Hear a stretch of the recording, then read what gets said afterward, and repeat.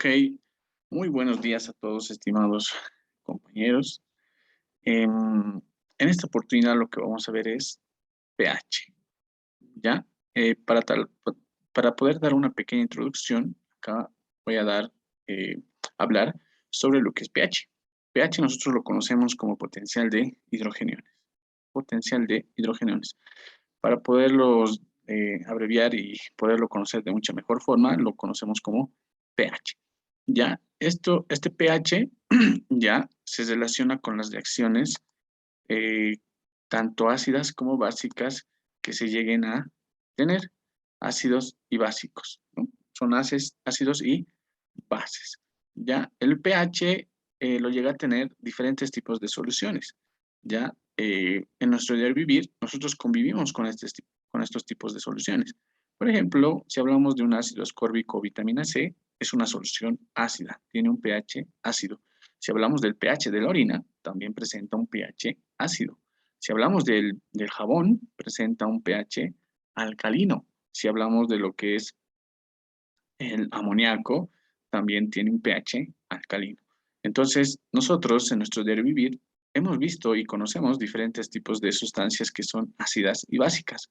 Lo que hoy vamos a ver es de qué depende que una sustancia sea ácida y otra sustancia sea básica o incluso otras sustancias sean neutras. Ya entrando en contexto, primero vamos a ver las definiciones que nos daban estos tipos de investigadores químicos en los cuales pudieron definir de una forma muy clara y precisa lo que es una solución ácida y una solución básica. Entonces, si ustedes se fijan, acá, según Arrhenius, en 1883, la definición de ácido que nos brindó él nos decía que es una disolución, una sustancia ácida que en disolución acuosa da protones, o sea, da al medio lo que son protones. Esto es cuando se disocian. Acá nos dio como ejemplo al ácido clorhídrico, en el cual este ácido clorhídrico, si ustedes se fijan, se va a disociar en protón, hidrógeno, más cloruro, en el cual el protón tiene carga positiva, cation, y el cloruro carga negativa, que es el anión.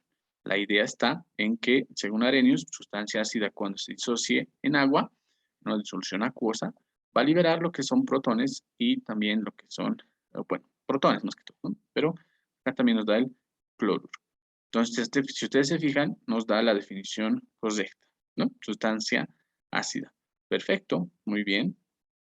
Y según la definición, según Arrhenius, sustancia básica, ¿no? Es aquella que en disolución acuosa da, eh, libera oxidrilos, ¿no?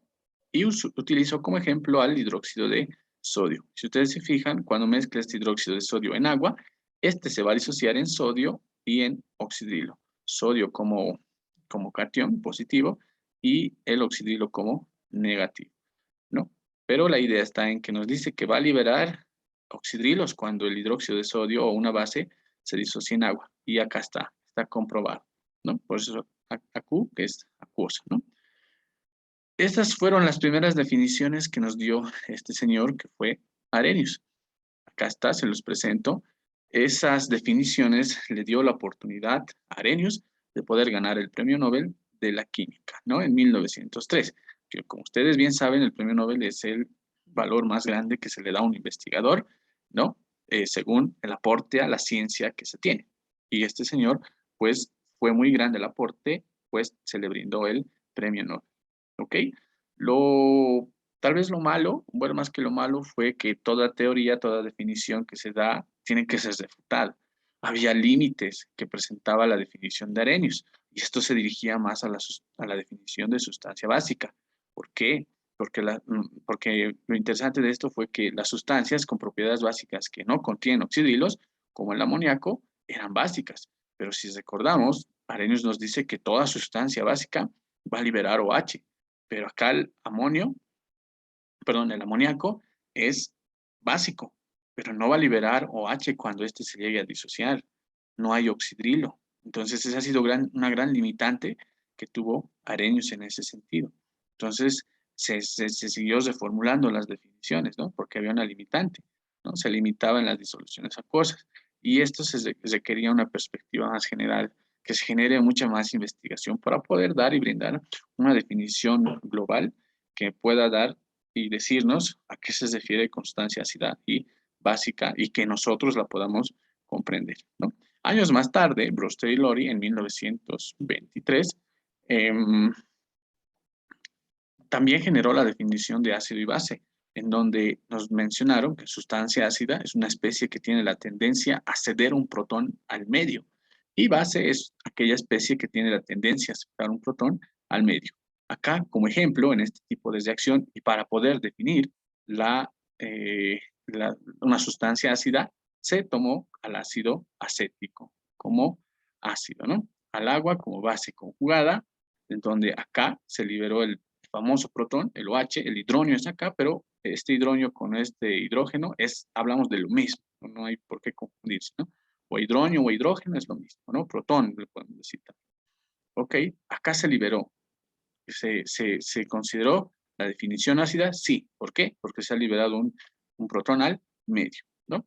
Donde este ha sido ácido, más la base que este es el acetato, ¿no? Esto se generó por transferencia protónica, ¿no? Transferencia de protones. Ahí está, se pudo hacer la definición igual. Si lo hacemos con el ácido clorhídrico que también nos da Arrhenius, como ejemplo, es lo mismo. En realidad no había esa disputa en el ácido, en la definición de ácido, sino más se dirigía a base, ¿no?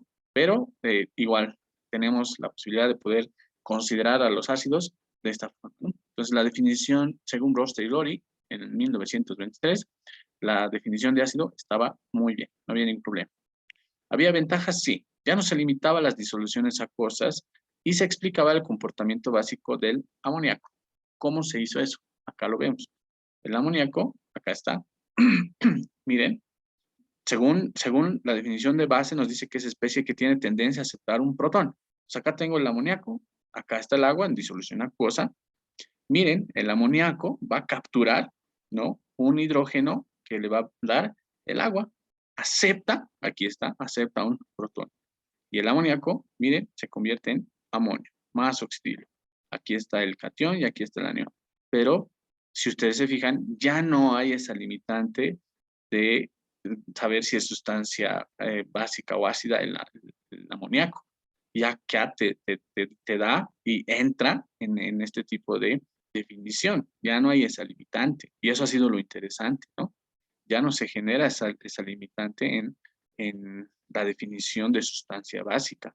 Y por eso ha sido también muy buen aporte a la ciencia y específicamente a la química, la definición de sustancia ácida y básica según estos dos señores, ¿no? El agua tenemos que también mencionar que puede actuar como sustancia anfótera, ¿no?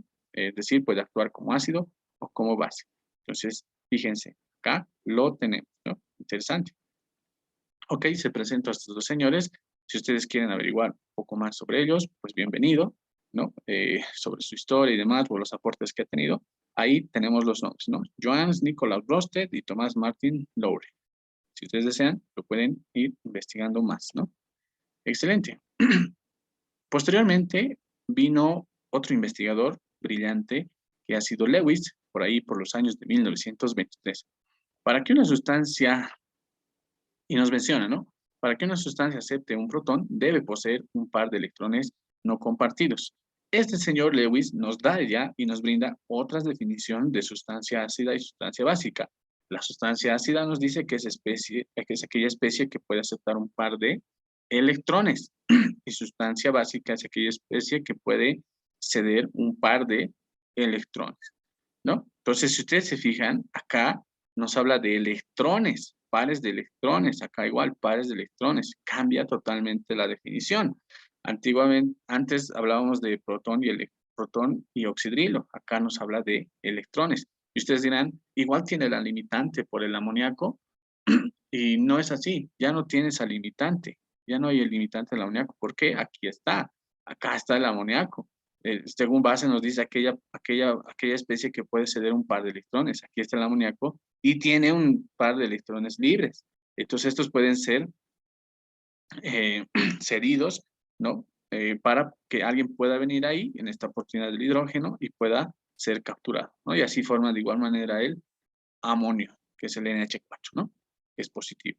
Entonces, fíjense, cambia la figura, pero no se aleja y no tiene tampoco esa limitante de las definiciones que tenían. Entonces, cambia a pares de electrones. Es un poco, tal vez, como quien dice, hilando fino, pero de igual manera genera lo que es la definición como tal.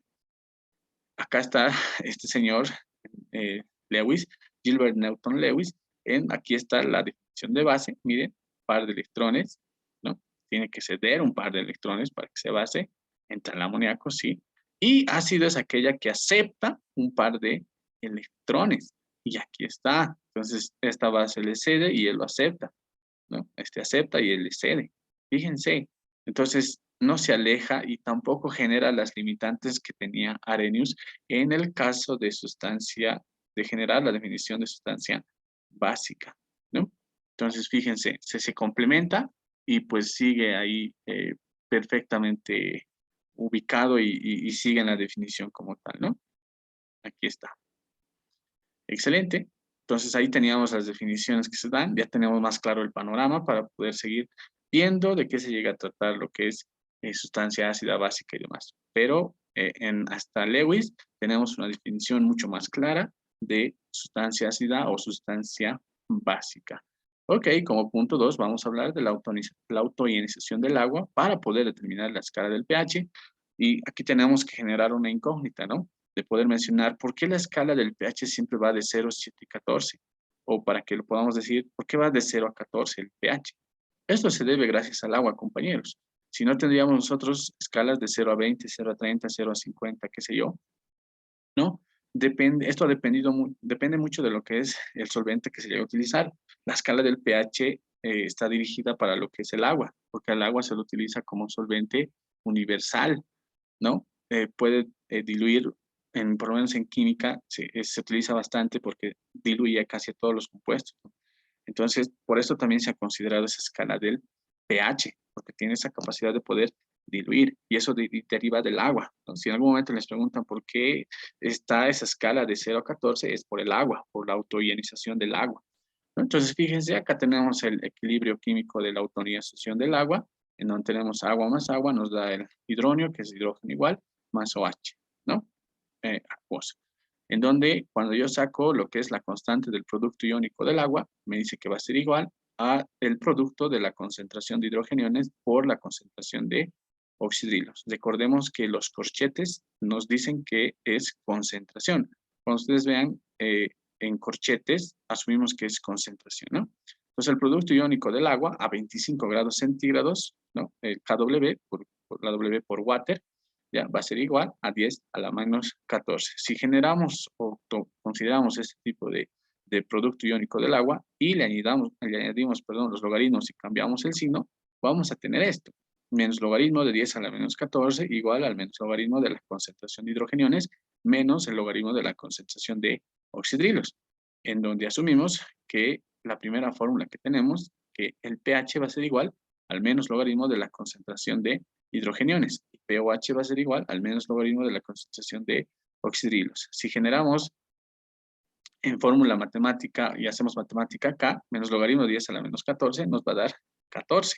Si ustedes lo pueden colocar en la calculadora esto, les va a dar así, ¿no? 14. Así en la calculadora, menos logaritmo de 10 a la menos 14, 14, ¿no? Y si nosotros nos vamos acá, que pH es menos logaritmo de la concentración de hidrogeniones, acá hago la sustitución. Menos logaritmo de la concentración de hidrogeniones, pH. Más menos logaritmo de la concentración de oxidrilos, pOH. Ahí le pongo pOH. Podría asumir que pH más pOH es igual a 14. Y esta es una fórmula general de lo que es pH. En realidad aquí tengo 3. pH menos logaritmo de la concentración de hidrogeniones, 1. pOH menos logaritmo de la concentración de oxidrilos, 2. pH más pOH igual a 14, 3. ¿No? Son fórmulas generales que vamos a ir utilizando, pero que siempre vamos viendo, ¿no? Entonces, fíjense, esto de forma matemática, y para poder sacar la escala, deriva del producto del producto iónico del agua, prácticamente de la autoionización del agua. Y recordamos que para poder sacar esa escala va de 0 a 14 gracias al agua. ¿Por qué? Por ser solvente universal. Ok. Lo interesante de esto es que cuando vemos la escala del pH, tenemos una escala de 0, 7 y 14, de donde 0 hasta 7 es ácido, 7 es neutro, mayor a 7 hasta 14 es básica, ¿no? Entonces, en soluciones acuosas siempre vamos a tener nosotros esa escala en donde siempre una solución va a entrar en este rango, ¿no? Veamos acá. Cuando tenemos una disolución neutra, asumimos que la concentración de hidrogeniones va a ser igual a la concentración de oxidrilos, en donde el pH va a ser igual a 7. En una disolución ácida, asumimos que la concentración de hidrogeniones va a ser mayor a la concentración de oxidrilos, por eso el pH va a ser menor a 7. En una disolución básica, la concentración de oxidrilos va a ser mucho mayor a la concentración de hidrogeniones y asumimos que el pH va a ser mayor a 7. Debo mencionar y recalcar esto, pero muy bien, ¿no? Entonces, teniendo estas definiciones de disolución neutra, disolución ácida y disolución básica, la escala siempre va a entrar de 0 a 14. No puede haber pHs que sean negativos, no puede haber pH de -1, -3, -4, no hay pHs negativos, ¿no? Y en el mejor de los casos no hay pHs que sean mayor a 14, no hay pHs de 20, de 30, de 50 y demás. Siempre las soluciones que llegamos a preparar van a entrar en este intervalo, ¿no? Entre 0 a 14. Por eso tenemos la escala, utilizando obviamente como solvente universal al agua. Pero eso es lógico. Si ustedes tienen pHs negativos o tienen pHs mayores a 14, algo está pasando, ¿no? O algo han hecho mal. Pero siempre nos mencionan que siempre van a entrar en este tipo de escalas. Ok, perfecto. ¿Qué más podemos considerar? Como punto número 3, vamos a considerar las constantes de ionización. Las sustancias ácidas y sustancias básicas tienen sus constantes de ionización, ¿ya? Pero tengo que mencionar acá algo muy fuerte, y es decir, algo, bueno, no fuerte, sino que algo muy interesante. Las sustancias ácidas fuertes no presentan una constante de ionización, ni ácida ni básica, se disocian en totalidad. En cambio, las sustancias ácidas y básicas débiles sí presentan una constante de disociación ácida o básica porque no se disocian en totalidad en una solución acuosa. Entonces, en ese sentido, miren, cuando nosotros tenemos una fuerza de ionización, ¿no? De un ácido base, ¿no? Mayor o menor tendencia a transferir un protón. Si ustedes se fijan acá, tengo lo que es una reacción química. Eh, la constante de ionización ácida va a ser igual a la concentración de los productos sobre o dividido la concentración de los reactivos. Esta va a ser la constante de acidez, la constante de disociación ácida o la constante de ionización ácida, ¿no? Ahí está. Pero como les repito, ¿no? Los ácidos fuertes no van a presentar constante de disociación ácida. Esto se dirige para los ácidos débiles. ¿Por qué? Porque los ácidos fuertes se disocian en totalidad, ¿no? En totalidad. ¿Cuáles son esos ácidos fuertes? Aquí tenemos el ácido clorhídrico, el ácido nítrico, el ácido perclórico, ¿no? Que son ácidos fuertes, ¿no? ¿Quiénes van a presentar constante de disociación ácida? Los ácidos débiles, ¿ya? ¿Qué más podemos considerar? A mayor fuerza de un ácido, mayor va a ser la constante de disociación ácida y va a tener menos o va a tener menor cantidad de constante del producto de acidez, el pK, la constante del producto de ionización del ácido, que es el pK, ¿no? Que vamos a ir viendo igual, que esto se tiene que considerar, el K y el pK, ¿no? Para poder sacar el pK, lo único que tengo que hacer es realizar el menos logaritmo del K y ya. Si nos vamos a las bases, análogamente con lo que son las bases, ¿no? Igual, la constante de disociación de la base va a ser igual a la a la concentración de los productos divididos sobre la concentración de los reactivos, ¿no? O sea, todo en forma de concentración. Obviamente, si nosotros vemos que se tiene coeficientes estequiométricos, igual se llevan a la potencia. Pero eso se va bien. Asumimos también que, y esto lo tenemos que ver muy bien, que los corchetes establecen concentración, ¿no? Pues acá tenemos la constante de basicidad. También tenemos que asumir, mientras mayor fuerza de una base se tenga, mayor va a ser la constante de disociación básica y menor va a ser la constante del producto de ionización básica, el pKb, ¿no? En caso extremo, las bases fuertes, el hidróxido de sodio, el óxido de potasio, el hidróxido de bario, etcétera, etcétera, se encuentran totalmente disociados y estos no van a presentar lo que es el el Kb, que es la constante de disociación de la base, ¿no? En cambio de ácidos y par de ácido y base conjugado se va a considerar lo que es el Kw, que la constante de disociación de la base va a ser igual a la constante del producto del agua dividido a la constante de disociación del ácido. Esto solamente en bases y ácidos conjugados, que vamos a estar viendo, ¿no? Asumimos, y esto es bastante importante igual, que la constante del producto del agua, Kw, va a ser igual a la constante de disociación del ácido por la constante de la disociación de la base. Y esto igual es una fórmula y regla general que ustedes deben entender y comprender, y bueno, si desean memorizar. Ok, estimados compañeros, hasta ahí la introducción a teorías sobre lo que es pH. Ya en ejercicios vamos a ver más sobre esto. Gracias y hasta luego. Hasta otra oportunidad. Gracias.